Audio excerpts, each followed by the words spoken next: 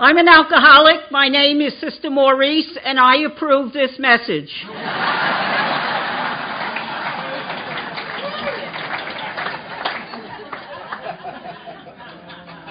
Thank you for coming to be with me on this, the most important day of my life. It's not my birthday. It's not the anniversary of anything in particular. It's just simply the only day I have. And when people come to be with you at such a significant time in your life, you try to remember them. At least I do. And I'll try to remember you because you're here with me on this, the most important day of my life.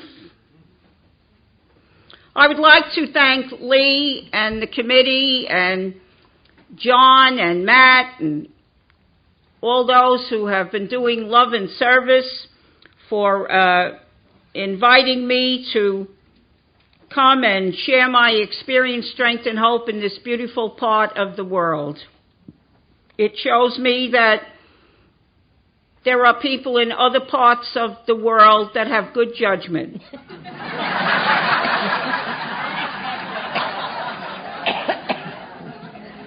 It's nice to be invited. There was a time in my life when people stopped inviting me. I used to go anyway.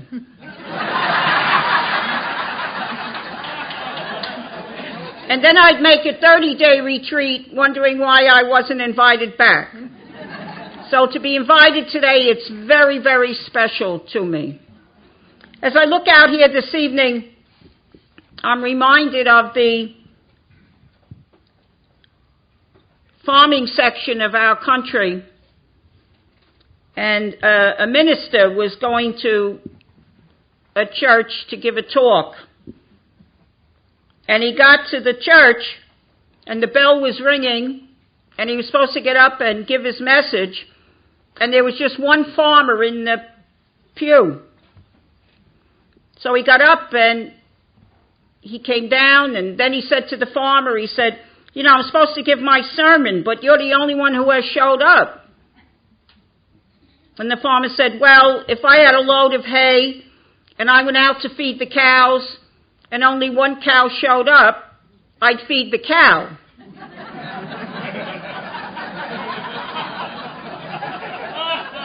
And the minister said, "You got it." Up into the pulpit he goes, and an hour later he finishes. And he comes down and he says to the farmer, "What'd you think?" The farmer said, "Well, if I had a load of hay and I went out to feed the cows and only one cow showed up, I don't think I'd give him the whole load."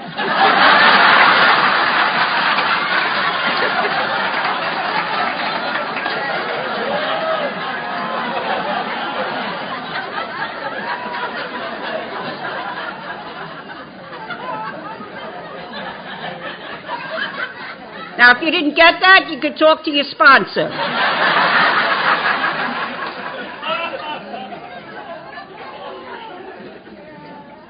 Well, you know, they're still going around with stories about the nuns, the sisters.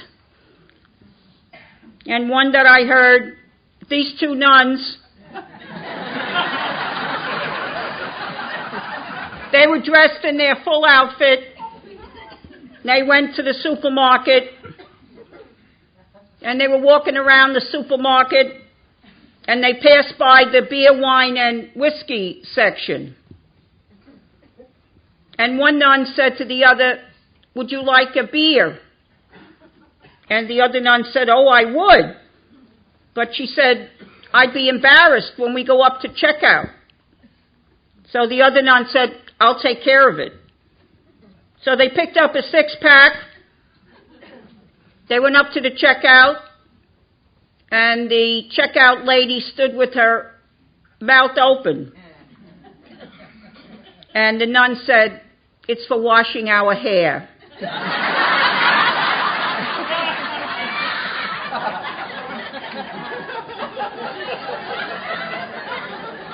And the checkout lady went down under the counter, and she came up with a bag of pretzels. And she said, "The curlers are on me."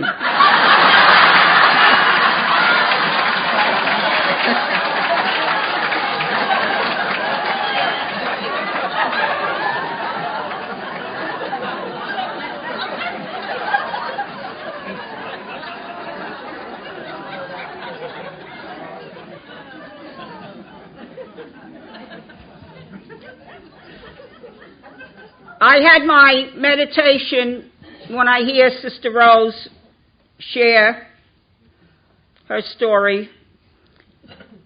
It's the same meditation all the time for me. If I go back out there, shoot me and then discuss it. Thank you very much for sharing one more time. I stand in awe at this moment of God's love for me. I stand in awe of you and my relationship with you. And I stand in awe of Sister Maurice. If you don't remember anything I shared this evening, please remember this, because this is how I want to be remembered. It's the most important thing about me at any point on a clock. I'm an alcoholic, which means 1 brandy, 2 brandies, 3 brandies, floor.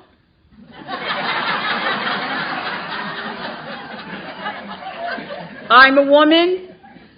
I'm a member of a religious community. I'm an RN, a real nun.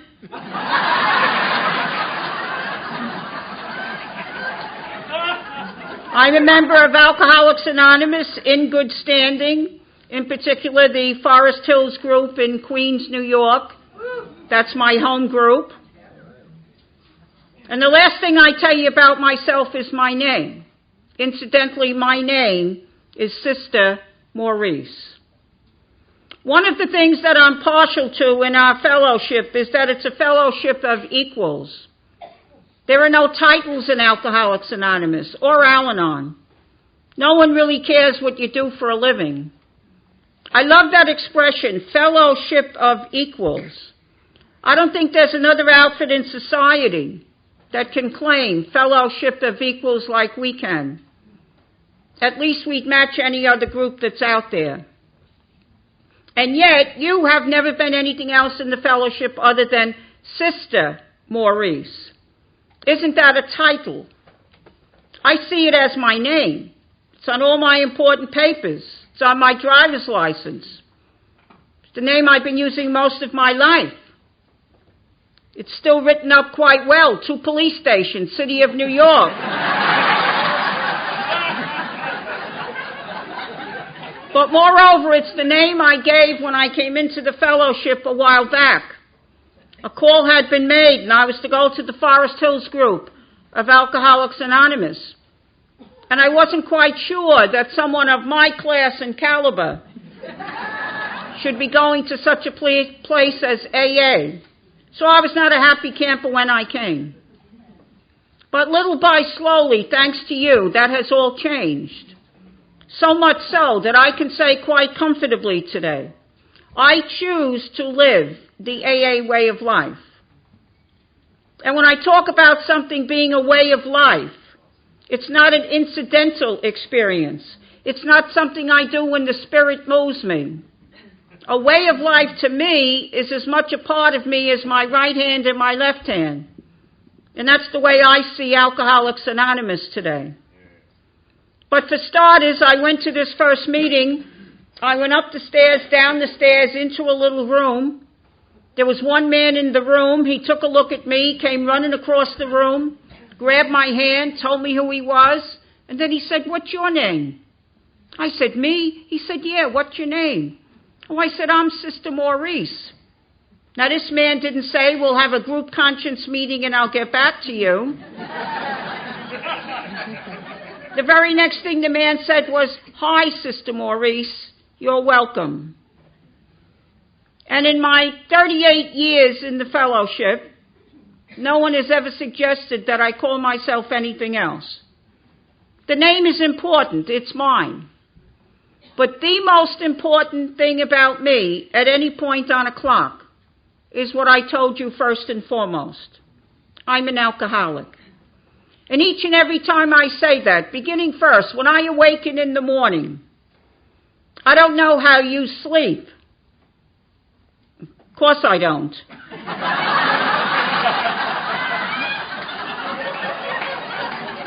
But I sleep primarily on my right side.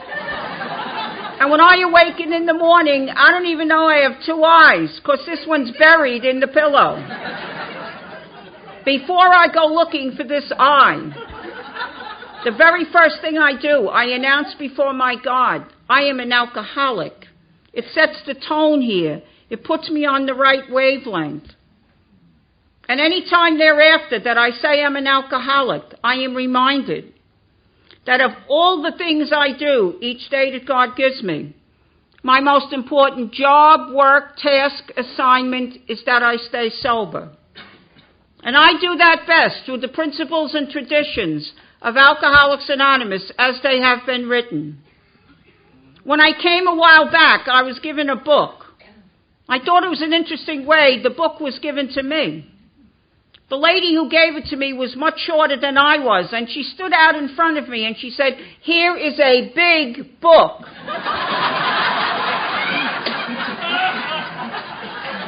No coincidence, I'm very farsighted.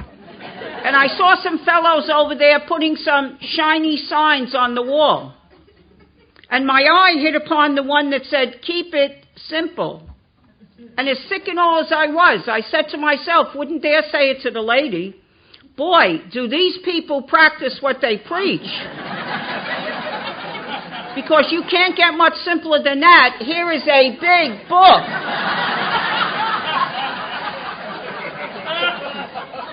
Of course, now we have the paperback version, which I call the small big book.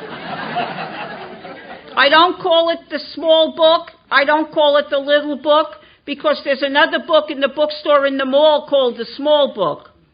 And it talks about being an alternative to Alcoholics Anonymous. So I call ours the small big book. Well, you introduce anything new in AA or Al-Anon, and they send for you. This fella came to me, and he had a small big book, and he's pacing up and down. He's saying, "Hey, sister, you call this the small big book?" I said, "I do." He said, "That's a contradiction." I said, "Contradiction?" He said, "Small, big, small, big." I thought for a moment, and I said, "Well, we have had jumbo shrimp for years."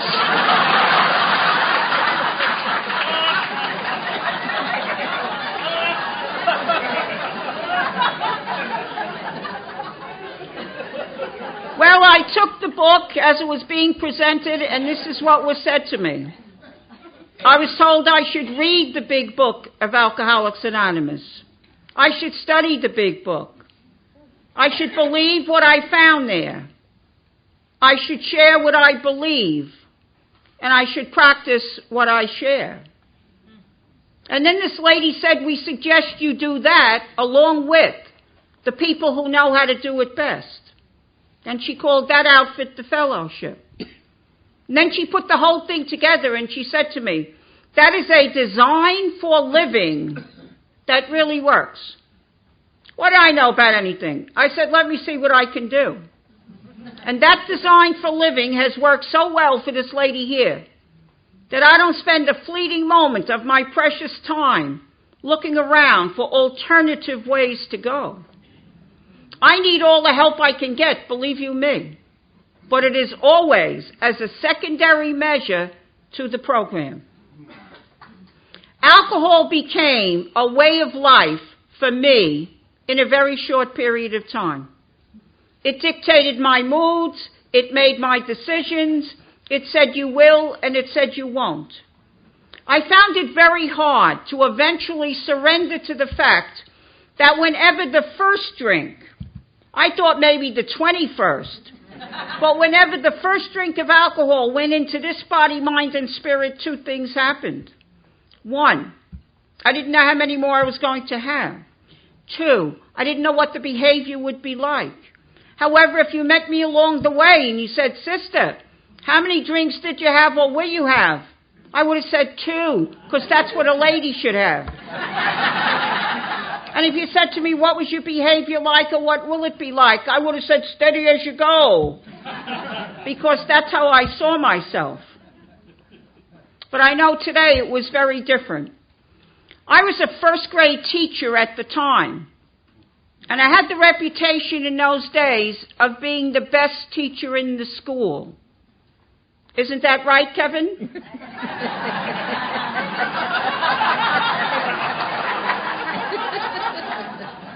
When the children came to first grade, after Labor Day each September, by the end of September, my kids were ready for college.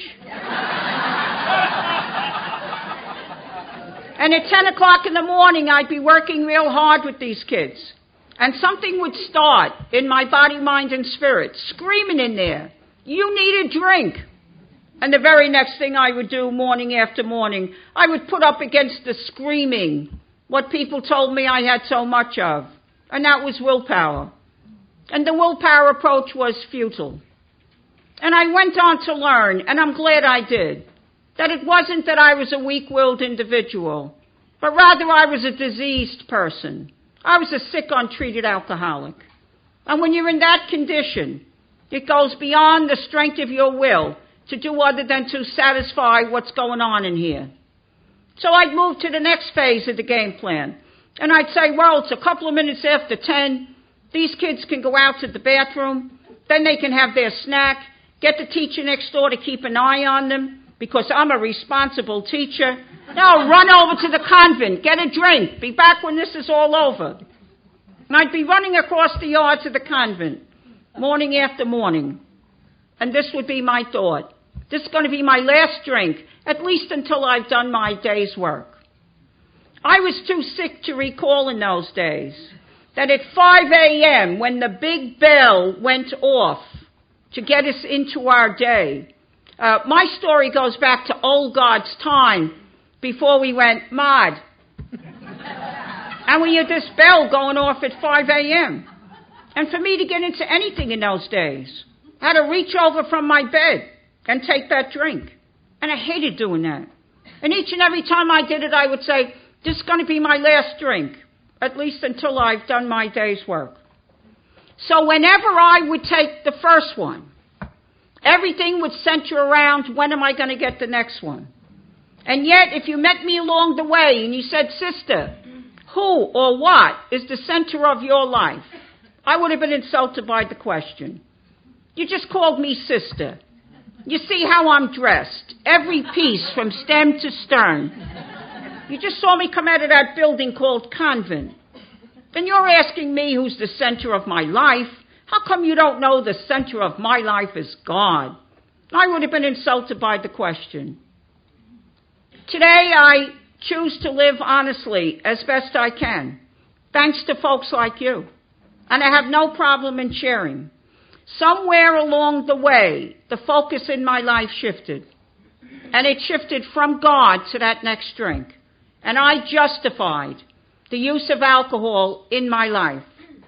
I might say, too, because maybe someone needs to hear it, it was not one of my goals in life to become an alcoholic. I do not see alcoholism as self-inflicted. I believe it is a disease, sickness condition that comes to a person. I think it's a marvelous and wonderful idea that we have steps that suggest to us that in God's time we make amends because we are accountable.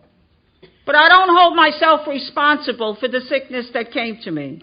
However, I hold myself very, very, very responsible for the precious life-giving gift of sobriety that has been given to me.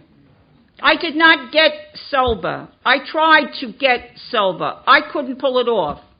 I don't believe a person can get sober. That's my opinion. I believe something bigger, greater, outside of the person takes place. They call it a miracle. And I believe the precious life-giving gift of sobriety and the precious life-giving gift of recovery in Al-Anon, I believe it's given. And it's given by one bigger, greater than all of us put together. I choose to call that one God. So I feel very responsible to take care of the precious life-giving gift of sobriety that God has given me. So much so that I have no problem in sharing with you If you should ever hear that Sister Maurice is back drinking, please, please, don't call me a victim. Call me a volunteer. And the very next thing you should say, somewhere along the line, she wasn't willing to do everything necessary to stay sober. I cannot plead ignorance today. It would never hold up. You have taught me and taught me well how to take care of the precious life-giving gift of sobriety each day that God gives me. Going back to the scene in the bed with the eye in the pillow, the second thing I do each morning before I go looking for the eye, I pray the Lord's Prayer. And when I reach the part of the prayer that says, give us this day our daily bread, I emphasize the word daily because I want to remind myself, I will have sufficient bread, sufficient help for the day. He will not refuse anyone who asks for the bread for the help. He gives it a day at a time. My responsibility then to take the bread, the help, and to use it to take care of the gift of sobriety for the rest of that day. There are advantages to years of sobriety. I've had them. But as the years of sobriety increase, so do the perils of smugness. Complacency is a killer. The little sheep that strays from the flock is usually the one that's found in the ditch, over the embankment, hanging from the barbed wire fence. A favorite fruit of mine is a banana. And every time I eat a banana, I have a meditation. And the meditation is, the banana that leaves the bunch is the one that gets skinned.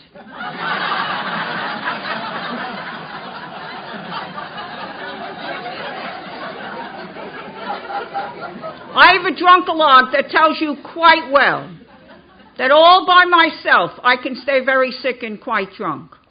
But I truly believe I cannot stay sober and fairly well without you. Well, how do you really know that? Maurice, you've never left us. When God was giving out ears, I thought he said beers. And I said 2 large ones.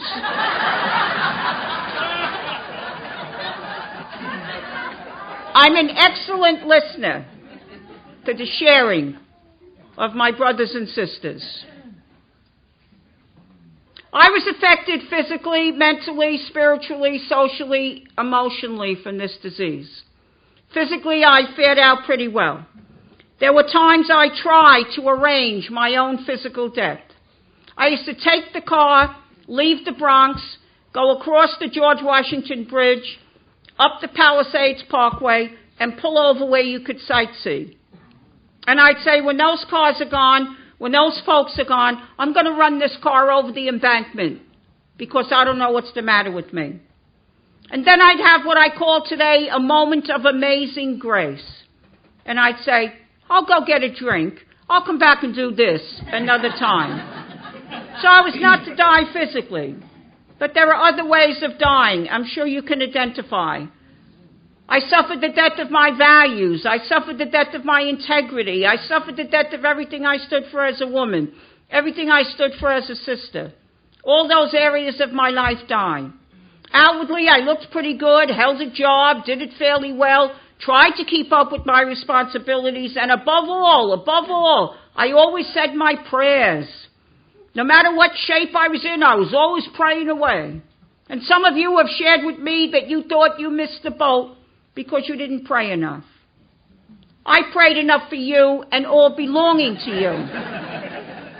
So this disease must be so big, whether you are afflicted with the disease or affected by the disease. This disease must be so big that something as powerful as prayer will not take it away.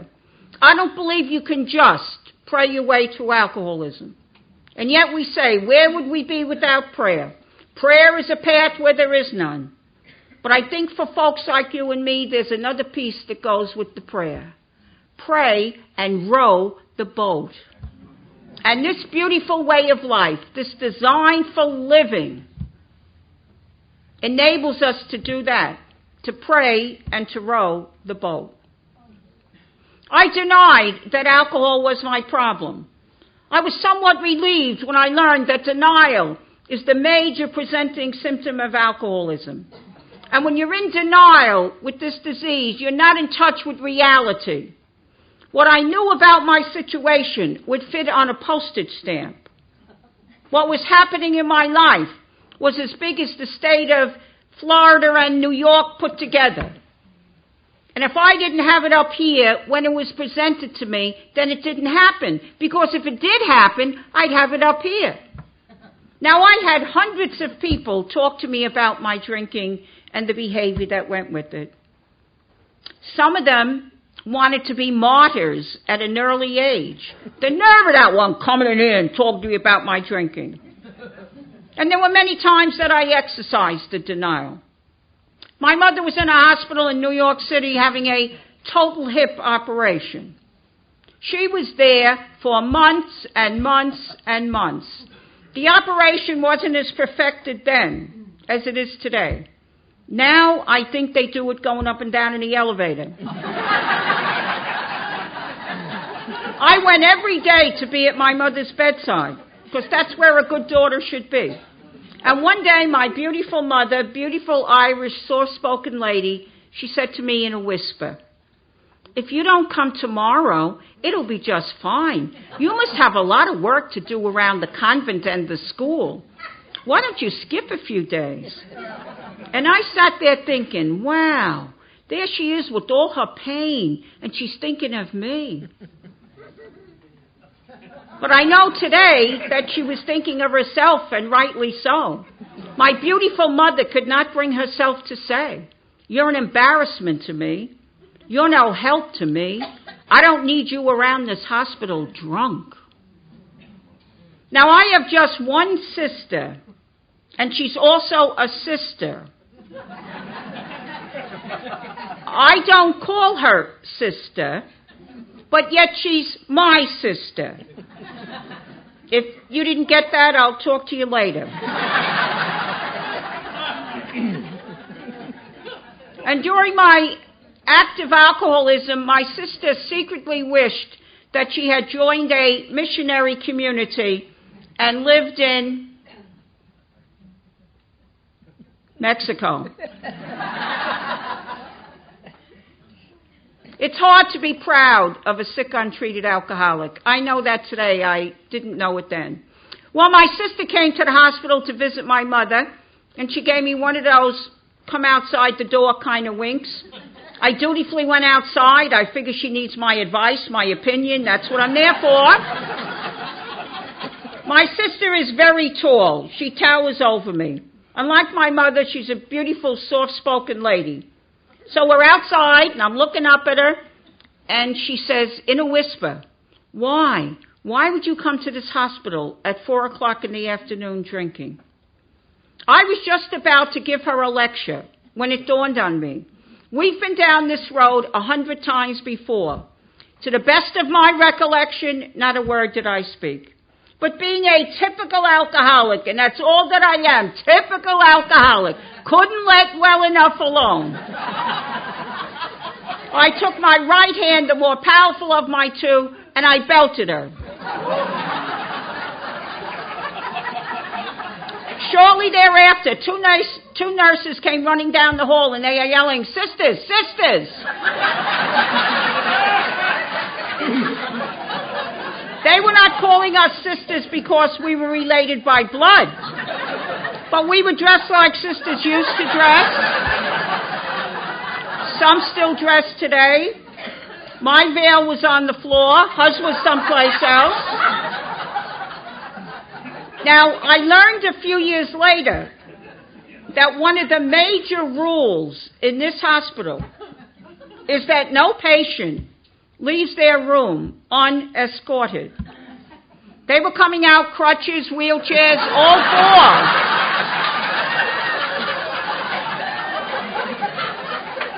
Because the word got around that there were two nuns out there killing one another.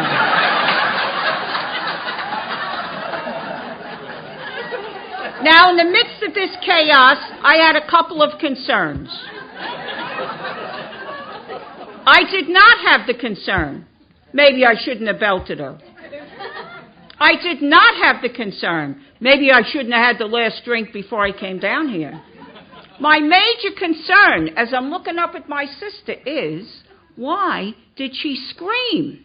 That's how we got the hoop-de-doo here. Well, you know, I look back today with a sober, clear head. Do you know it's perfectly normal? You belt someone, they let out a hoop.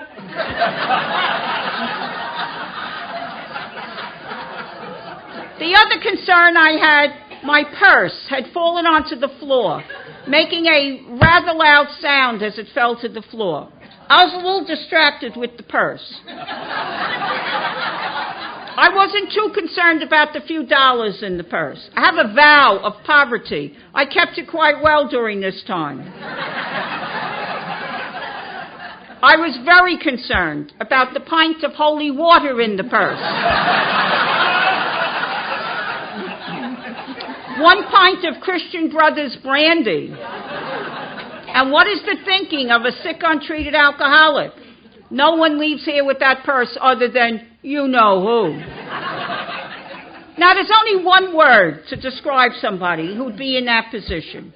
And I had to go through a lot of other descriptions before, with your help, I could get to what's proper, right, and fitting. And if there's anyone in this gathering who still sees themselves in this first group, I would suggest that you leave that thinking here this evening because it does not apply. I had to go through bad, hopeless, weak-willed, sinner, you should know better. But the way I would describe someone today would be sick, unwell, not playing with full deck. That's respectful. Or I heard a fellow one night at a meeting, he said he was a quart low. I heard another fellow another night, he said he had a photogenic mind. He just never had any film in the camera.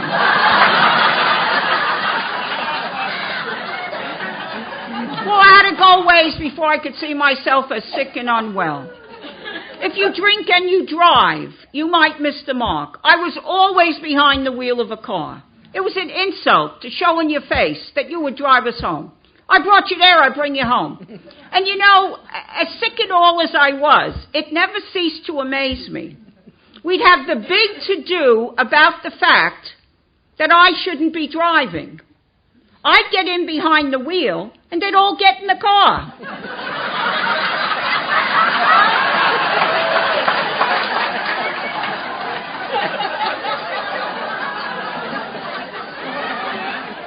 My first accident in July of 1970.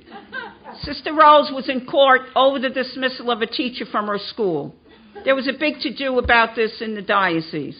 She had a prominent lawyer appointed by the diocese. I said, I'll be in court to help the lawyer help Rose. How do we affect the people on the other side of the coin? The night before the trial, she called me up. She said, Maurice, please, don't come to court. And my thinking was, wow, there she is with all her pain, and she's thinking of me. Well, I know today she was thinking of herself, and rightly so. It was not my style to push. I said, you know what? You'll have a lot of paperwork to do. I'll go to my classes. I'll meet you downtown at lunchtime. You can brief me, and I'll advise you for the afternoon session. And to be rid of me, she said, fine.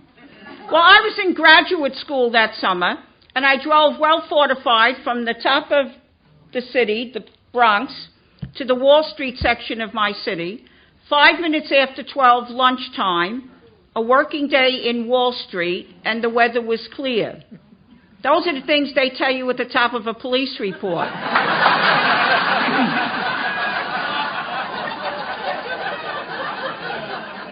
It's important for our situation to know the weather.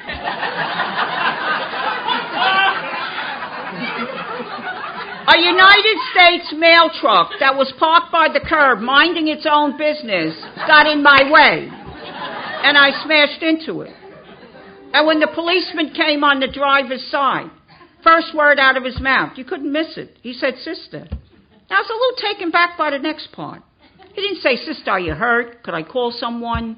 You think women will ever be ordained? He said, "Sister, could you have been drinking?" And for a moment, I wondered how the guy got on the police force. As was my style. "Officer, could I help you?" I proceeded to tell the officer about my friend who was in court being persecuted, etc., etc. Well, I went into a blackout, eventually a pass out. I woke up in a convent a short distance away. I woke up in a strange bed. Probably there our stories will differ.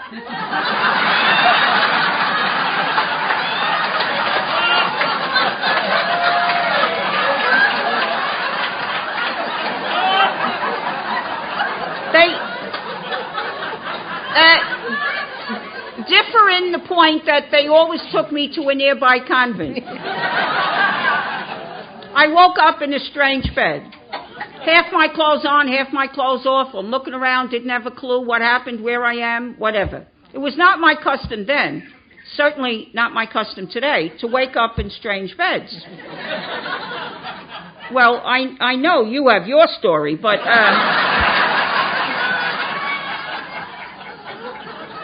However, at a time like that, we all have the same tricks of the trade. Where am I? What happened? How do you get out of here? I could hear some talking through a partially open door, so I tiptoed over. I was glad the door was open a little bit, so I didn't have to squeak it. You know, we may be sick, but we're not stupid. We don't go over and throw the door open and say, "What the heck happened?" You go over, you're glad the door's open a little bit, you put an eye in and ear out to see if you could pick up a little something, because you know from previous experiences they will be questioning you when you don't know anything. So I peek out and I see Rose, and I knew as long as Rose was there, everything was going to be fine. She quietly went about her tasks, and she was always praying, and if I knocked everything down, she put it all back quietly, and, you know. The other sister, neither of us knew the lady. She was at least 7 feet tall. And she was like a lunatic.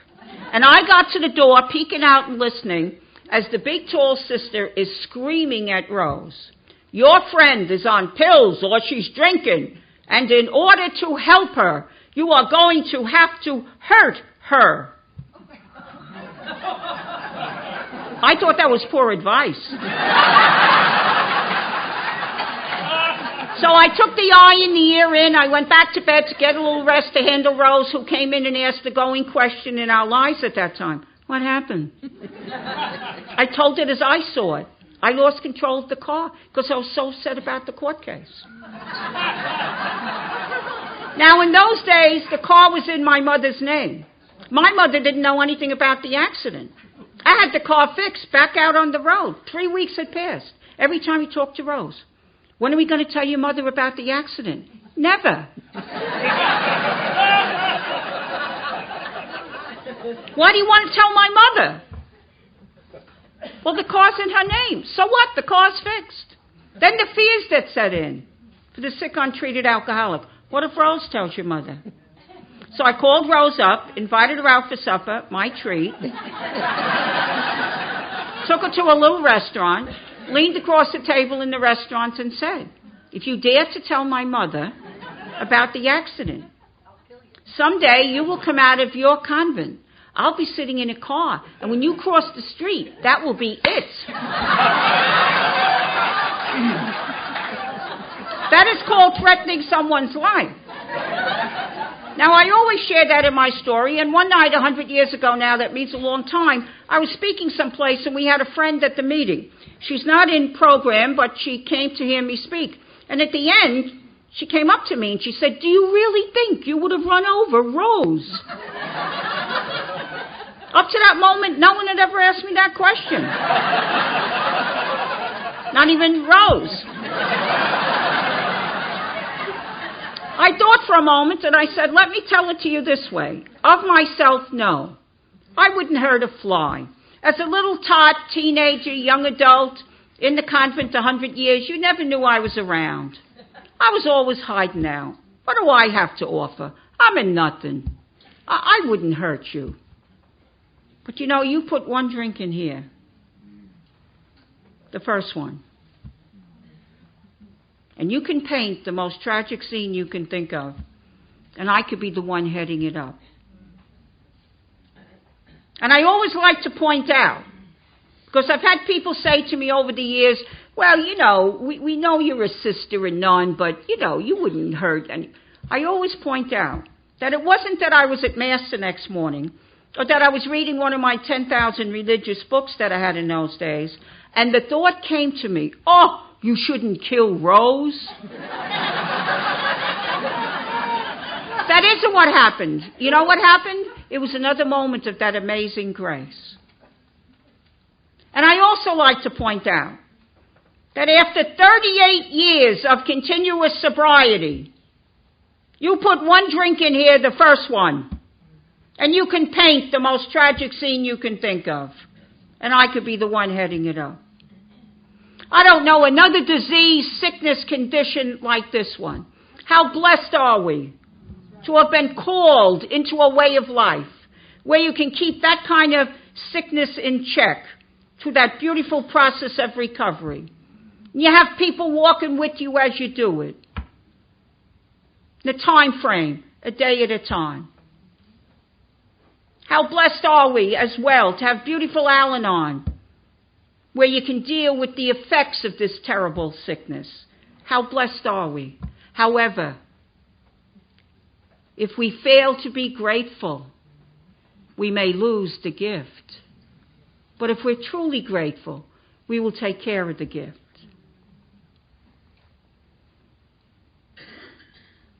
Well, the disease was moving along, and one day I got a call from my boss. Now, in those days, if you got a personal call from the big, big boss, it was something that was unheard of. It was like hearing from the Pope. You never heard from the big boss. She had secretaries, counselors. She called me personally. If she did call you personally, it was for either of two reasons. One, you were in trouble, or there was a special assignment that only you could do. So I'm driving up to see the boss, and this is my thinking. I have enough to do. Why are they asking me?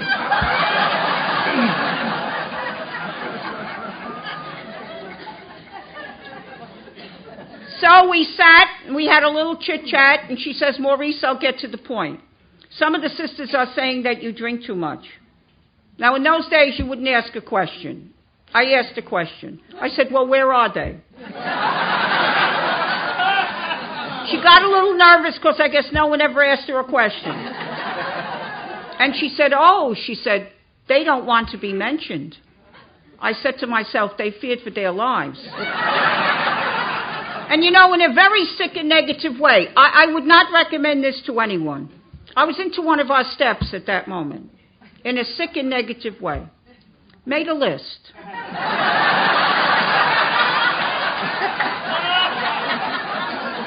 Of all people who had harmed me, and asked God to be rid of them.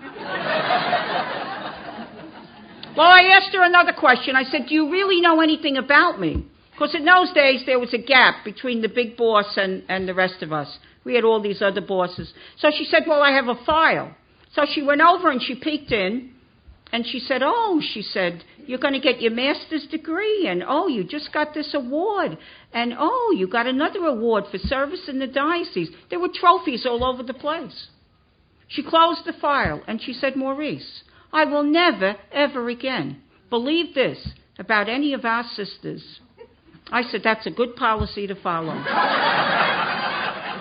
She gave me an apology and off I went. And I walked back to the car and I had one thought and one thought only. She will never, ever, ever send for me again. And she never did. Next time she arrived unannounced and put me away.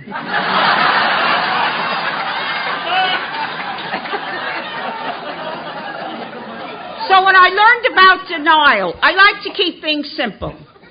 Alcohol makes the alcoholic feel fine. Yada, yada, yada, yada, yada, yada. Therefore, he or she thinks everything is fine. Meanwhile, the people looking on are going, oh, gee, here we go again. When I learned that, it helped me immensely. I was angry and resentful during this time. I was angry with God. I'd given my life to God. What do you want from me? I love the word relationship. You've been my teachers about relationships. There's so many people in this room that I've had in my life for so many years now. I'm so blessed. Been my teachers about relationships. Prior to recovery, as a little tot, I put a game plan in place trying to relate to this God, whoever or whatever he was. I don't just come from an Irish Catholic family. I have another dimension. We call it BIC, Bronx Irish Catholic. And they were always talking about going to heaven and going to hell, and God's going to get you, and you better be good, and God's watching. So this high, I said, I got to find out. I made a little game plan, and I continued the game plan all the way into the convent some years later. It went like this. I sat up straight, I knelt up straight, I disciplined myself. And we didn't have the expression in those days, but the expression that would have applied, been there, done that. And then when I was drinking, it was taking God on. If you don't need me, well, I don't need you. Now, if I don't need someone bigger, greater, outside of this lady here, I wonder who I think I am. So I was angry and resentful with God. I was depressed during this time. I was in the convent many years before I picked up alcohol. Didn't like the taste of alcohol, didn't use alcohol. On the 5th of January, 1967, my beautiful father, Maurice, he went to God. And upon his death, when he looked eyeball to eyeball into the eyes of God, at that moment is perfection for anyone. And whatever you lack, you will receive at that moment. And that's how my father received sobriety. He died of alcoholism at the age of 58. And I buried my father, and I went way inside. And shortly thereafter, I came out with a drink. And I can say quite comfortably, my father and myself were carbon copies of one another with one big difference. The way we were to receive the precious life-giving gift of sobriety. So I was using alcohol to lift me out of a depression. I was getting more depressed. In the bargaining stage, one bargain I like to share on. I got into bed one night, I had my rosary beads, prayer beads, praying away, hanging onto the sheets with the other hand. I'm no sooner in the bed and I have to get up and get a drink. And I said to God, you know what? I don't want to drink anymore tonight. I'll do more work for you and for you people. Please don't let me drink anymore tonight. Well, see, the first drink of the day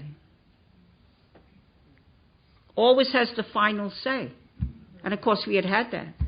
So the covers get pushed back, the rosary beads go to the floor, you get up out of bed, you crawl around in the dark, you find your hiding spot, you get your bottle, and you do something you don't want to do. You take another drink. And after I took that drink that night, I beat that floor, and I doubted the existence of God. How could a God who loved me, a God that I was to relate to, how could you allow me to be in that condition? I'll bet there's no God. I live in downtown Manhattan, right in the heart of New York City. And when I'm in town, I drive on the FDR Drive, the East River Drive, and I see our brothers and sisters, yours and mine, both sides of the highway there. They build their homes there sometimes out of crates, cardboard boxes. You see them frying an egg, and they need a jacket and a pair of shoes, and they have little brown bags. I had only one kind of brown bag. They have my kind and other kinds. And if those folks, our brothers and sisters, went over to the guardrail and beat the guardrail and doubted the existence of God, we'd say, poor socks. What do they got going for them? I'm in a beautiful convent at the time. I want for nothing. And alcohol brought me to the point where I doubted the existence of God. As we say in here, whether you come from Yale or jail, Park Avenue, Park Bench, what does it matter where you came from? I think it's important to get to know your history, your story. But I put more energy into where do we go from here.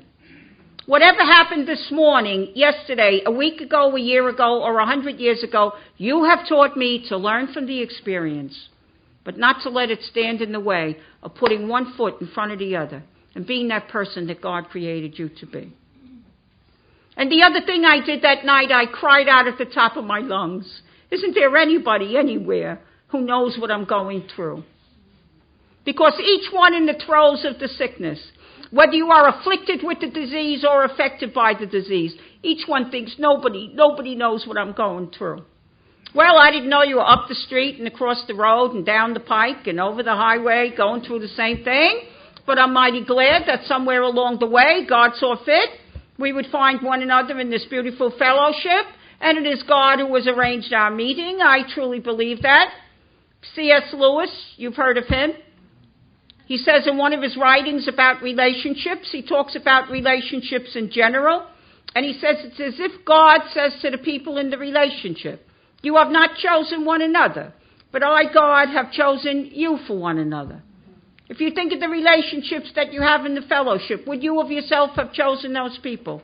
Maybe yes, maybe no. I like to think it was arranged, like happened at the Gatehouse in Akron, Ohio, some time back with Bill Wilson and Dr. Bob. And do you know, as a result of that arranged relationship, that's how we get to be here this evening? It's really something when you put it all out there and reflect on it. Well, today I make bargains, deals, promises, commitments, and I follow through. I attribute that to one fact and one fact only. I don't drink alcohol while I'm sober. Very significant in Maurice's life. And the final stage is acceptance. The disease was moving along, and finally it all came to a head because I had two exceptional do-gooders in my life. My sister, who's a sister, and my dear friend, Sister Rose. And keeping it simple, they snitched. They blew the whistle and turned me into the boss that I had charmed a few months before. They brought the boss to my mother's where I was hiding out. I noticed a marked difference in the boss. She wasn't interested in anything that I had to say. And she was saying things like, arrangements have been made. And they're expecting you in Lutheran General Hospital in Park Ridge, Illinois. I listened. She said you could go Friday or Saturday. I listened. And then she said you'll be there for 28 days. And all of a sudden, way in here, I said, I won't be there for 28 minutes. And then she said, there you will find out what is wrong with you. And all of a sudden, way in here, I said to myself, there isn't anything wrong with me. But as sick and all as we are not stupid. And I knew the only way I was going to get out of the room and away from the three people. Also, I looked over on the table. There was my first grade class, my life as a sister, the roof over my head, my driver's license, the keys to the car, and I was getting those. So the only way to take care of everything there was to say, I'd go. I said, I'll go. I'll go Saturday. So I went out on an AA plane, American Airlines, the way I like to go. And I met 64 charming men and women, like many of you. And the word got around quickly that we had this Catholic nun, this sister in treatment. And one by one, all 64 came to me. And they all did the same thing. They beat up on themselves. They said terrible things. But they always finished by saying, you know, sister, this is a mistake for you. You shouldn't be in a place like this. You're not like me. Well, believe you me, anyone who thinks like I do, they're going to be my friend. I had a nifty getaway plan. I scrapped it. I'm not one who sits around idle. By the end of the first week, I was a therapist. And the word got around, you don't like your counselor, you don't like the group, you don't like the meetings. Talk to the sister. She knows everything about everything. And they would come and they would say terrible things about themselves, but they always finished by saying, you know, sister, you're not like me. And I continued getting energy from that. Well, every day at 1 o'clock we had what they call free time. Remember those 28-day programs? They put big capital letters, free time. And then in parentheses, this is what you'll do with it.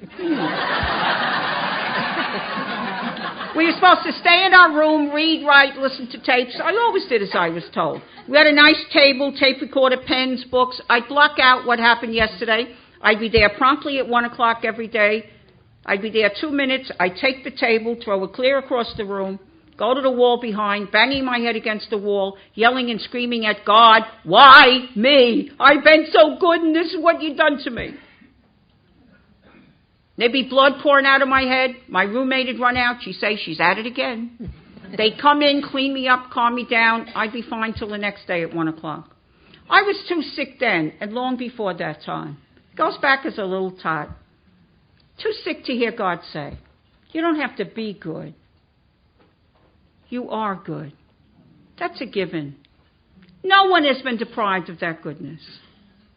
Well, where does the bad come in? Oh, it's there. Attitude, behavior. I try, keyword try, to separate attitude and behavior from the person. I try, keyword try, to separate attitude and behavior from this lady here. And I continue to chip away at my attitude and my behavior through that marvelous and wonderful process of recovery. I do it along with the rest of the folks, a day at a time. And while the process continues, sometimes quickly, sometimes slowly, I walk very tall. I cannot help but be impressed at the goodness and holiness that sits and stands in this room. And if you're not there yet, borrow from me till you get your own strength. I don't know another outfit in the world that mentions the word spiritual or spirituality more than people like you and me. You want to know the key to the spiritual, to a life-giving, healthy spirituality? It's getting in touch with your own goodness. And the world has missed the boat with that. How blessed are we to have been called into a way of life where you can chip away at your stuff and get in touch with what you thought you were deprived of. And if you're not there yet, borrow from me till you get your own strength. You don't have to be good, you are good. The marvelousness, magnificence, the holiness that's in this room. I'm so moved by that. Attitude and behavior, welcome to the club. I continue to chip away at mine through this beautiful design for living. And while the process continues, sometimes quickly, sometimes slowly, I walk very tall. Well, some 38 years later, and for quite a while now, I have a why me question of God. Not why me, why am I an alcoholic? I don't give any time to that. But a frequent question. Why me, God? Why am I sober? Since most people don't receive this gift. And the reason I ask it frequently, I don't want to take sobriety for granted. I don't want my attitude to be big deal, sober, a day at a time. What else is new? I want to stay in touch with the gift. So God, tell me again, why am I sober? Since most people don't receive this gift. And he answers very loud and very clear, and he says the same thing all the time. He says, Maurice, you have not chosen me, but I have chosen you. And he says, many are called to the disease of alcoholism. Very few, a drop in the bucket, are chosen for the precious life-giving gift of sobriety, for the precious life-giving gift of recovery in Al-Anon. And I say, why me? And he says, make your little chart. I make a little chart. I headed alcoholism. I put a simple line down the center. I put on this side of the chart all of us in recovery around the world. Fairly big number, AA, Al-Anon combined. I put on this side of the chart all those who are still out there. You wouldn't even see us. I find it awesome to be on that side of the chart. And I don't want to take that for granted. So why me, God? Tell me again, why am I on that side of the chart?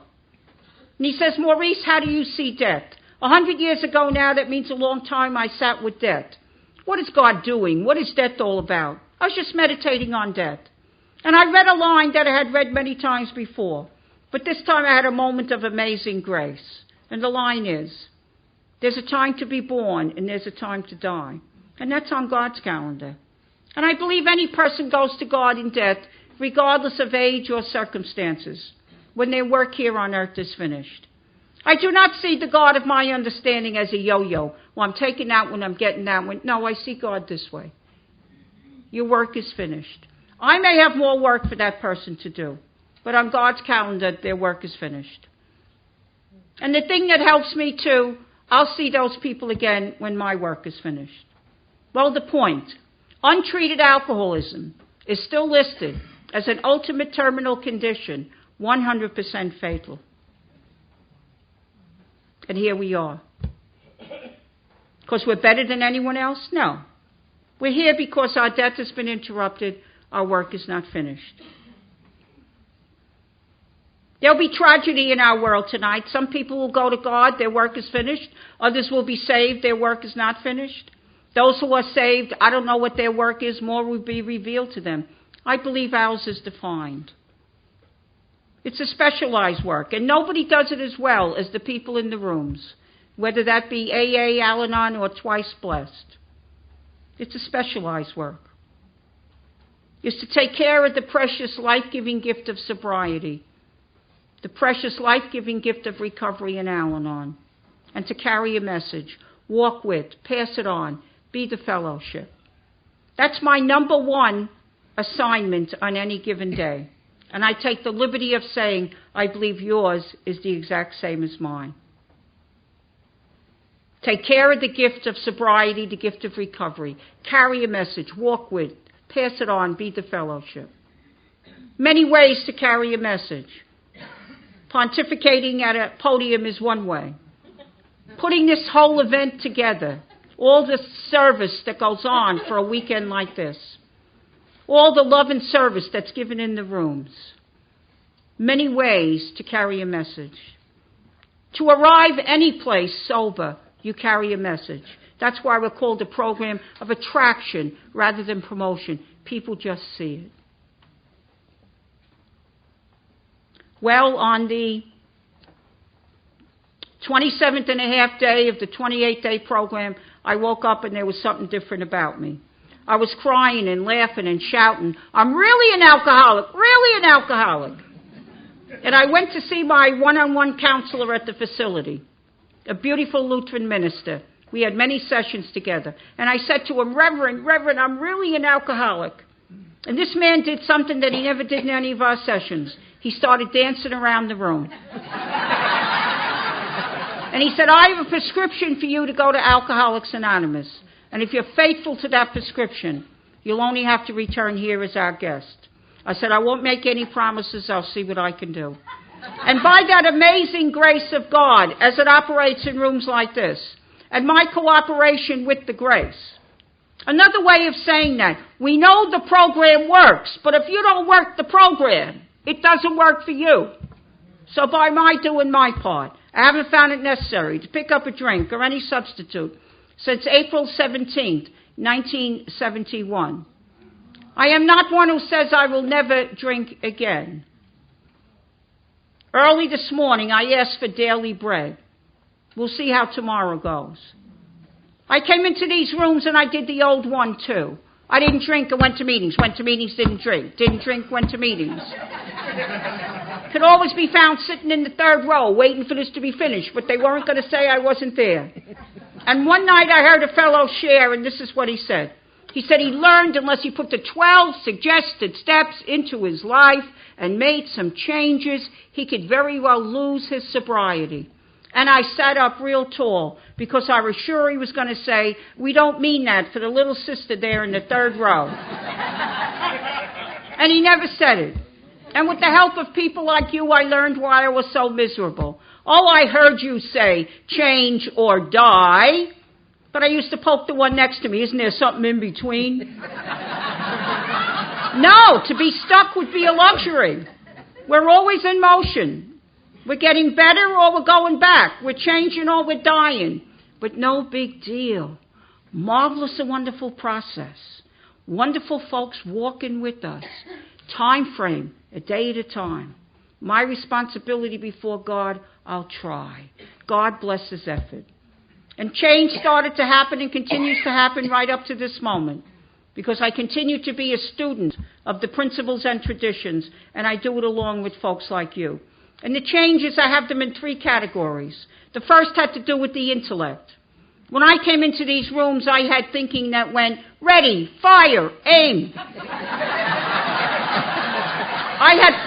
I had postage stamp thinking, very narrow thinking.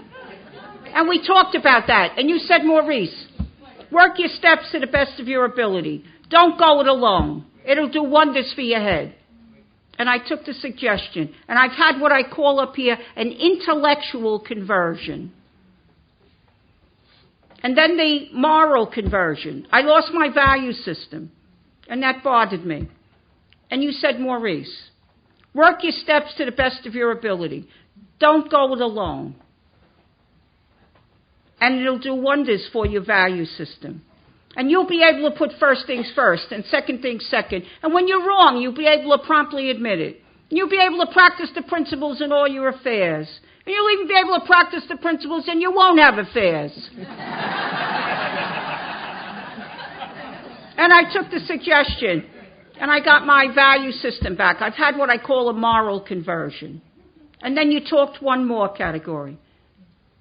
You talked about spirituality. And you were always talking about spirituality, and I used to say to myself, because I was very shy then, I still am somewhat today, I used to say, well, that spirituality sounds good for them, but see, I have religion. When I came into the rooms of AA, I could not go straight in the door to a meeting because I had flags in my ears. Catholic, Catholic, very, very Catholic. So I had to go in sideways.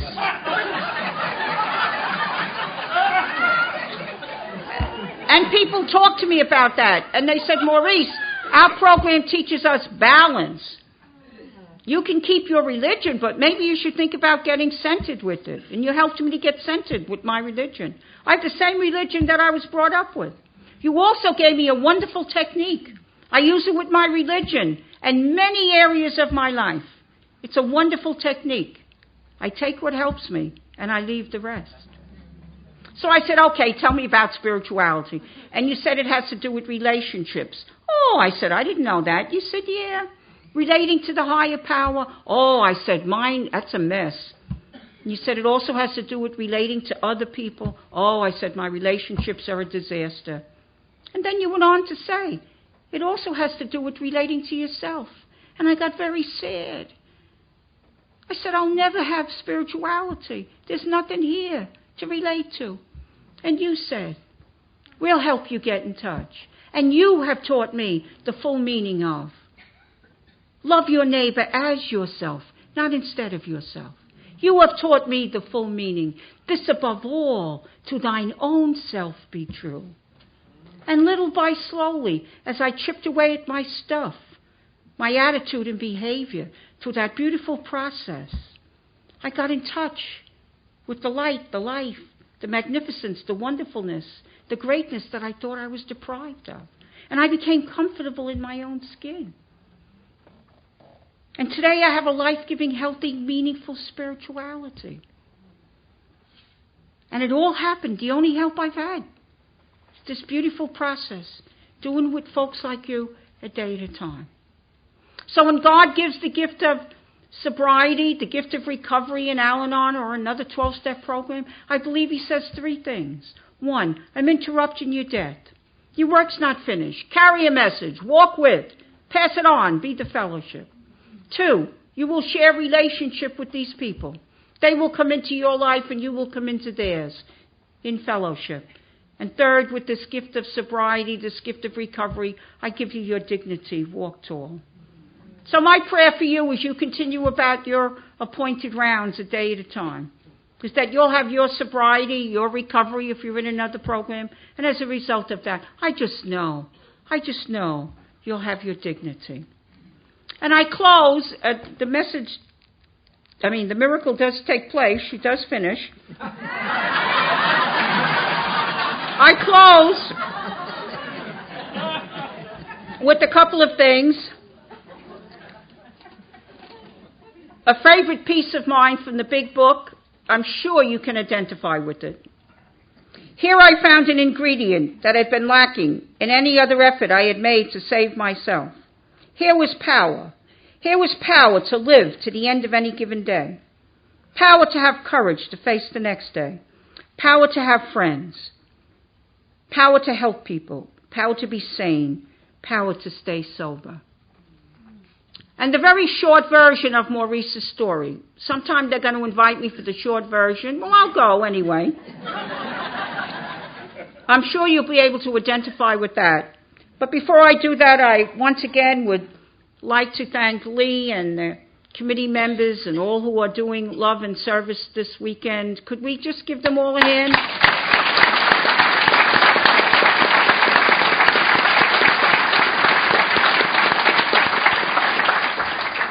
And I know somebody's going to come and tell me that I didn't tell you where I was from. I'm from a place called the Bronx. Bronx, New York. And it's famous, the Bronx is famous for a couple of things. The people born in the Bronx, not just living there, the people born in the Bronx are the only people in the world who can say they don't have an accent. And the other thing about the Bronx, there are only two places in the world that have "the" in front of them. One is the Bronx, the other is the Vatican. And I'm associated with both of those places. And I close with the short version of Maurice's story. I'm sure you can identify with it. Amazing grace, how sweet the sound that saved someone like me. I once was lost, but now I'm found, was blind, but now I see. And may God, however you understand that, God, may God bless you, and God bless me, and God keep you, and God keep me, because nobody does it quite as well. Thank you so very much.